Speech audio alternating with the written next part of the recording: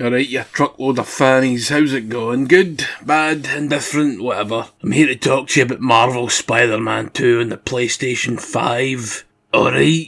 This is the sequel to Spider-Man on the PS4 and that Miles Morales game on PS4 and 5. Smashing!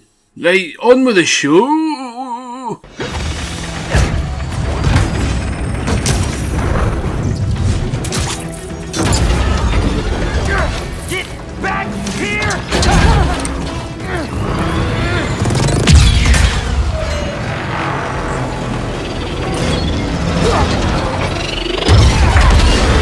And there will be heavy spoilers in this review, alright? So if you can't handle spoilers, you know what to do. Just watch the fucking thing anyway, aye, that's what I've been doing, it's just a wee bit more of a surprise, if you play it yourself. So what is this, and it's an open world, web-swinging game where you get to boot a lot of arse, and you occasionally go Mary Jane Watson with a stun gun. That's basically what this is. Plenty of side content and all. There's a wee mini games to do.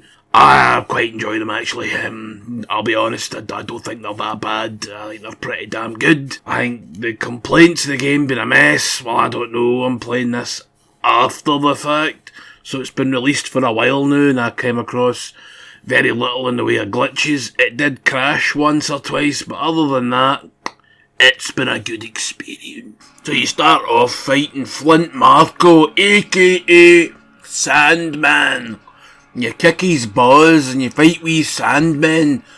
He's got wee Sandmen triples. I don't remember him ever having that, but we have to have some sort of smaller enemy. Can't just be boss fight after boss fight after boss fight. That'd be boring as fuck. And you get a few more villains. You've obviously seen Kraven and Venom from the promotional material, but you've also got some guy called The Flame, and you've got Kurt Connors as the lizard bloke type man. You've probably seen that and all. So there's about 4 or 5 villainies in this game, and it's a bloody good time. I really enjoyed it. It's about 30 hours long, maybe 40 if you want to fanny about doing all the wee side shit, which I recommend you do a good portion because they are actually quite fun. I'm not just saying that, right? Fucking do it! So you defeat Flint Marko, Sandman jobby man. His memories get flung out of the map. And other wee things, you know, you'll go there and you'll get photo opportunities and you'll have to do experiments where you have to remove defunct nodes on DNA and fucking... Then you can go as Miles Morales, because he's in this game and on. It's got that sort of... I thought it was going to be a co-op game, but no. So it's got that GTA 5 mechanic where you can swap between characters whenever you like, really. But you'll need certain Spider-Men to do certain spider side activities, shall we say. So it'll come up on screens that you need to swap, press square, and you press the square button and you swap. Simples, no? Plus you get to rattle around the city, swinging on your webs. Fucking brilliant, mate. Soaring through the air like you just don't give a fuck.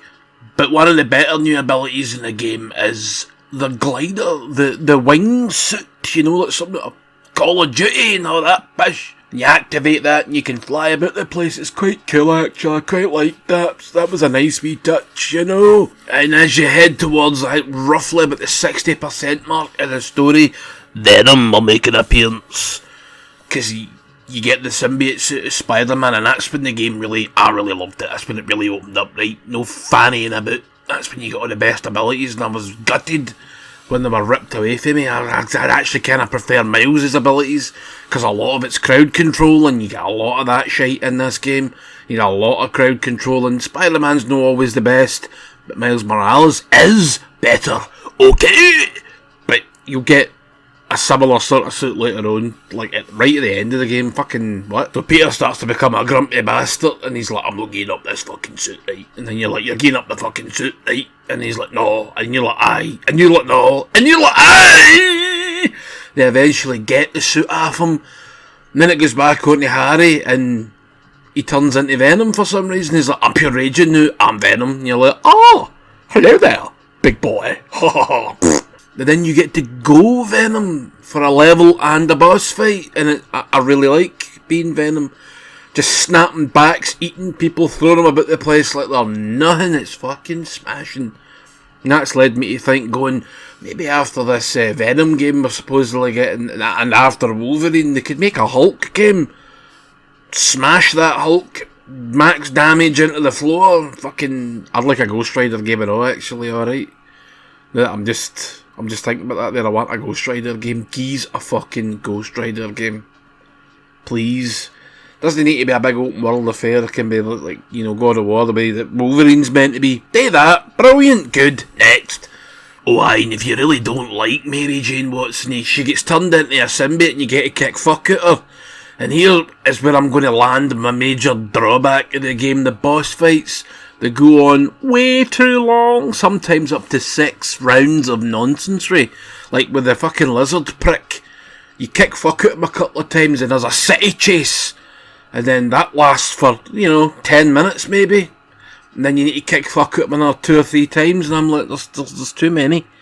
Too many fucking life bars. Some of them will get like 5, 3. And you're like, it's taking forever. Is this just a way to falsely pad out the time? Pad out how long you play the fucking thing?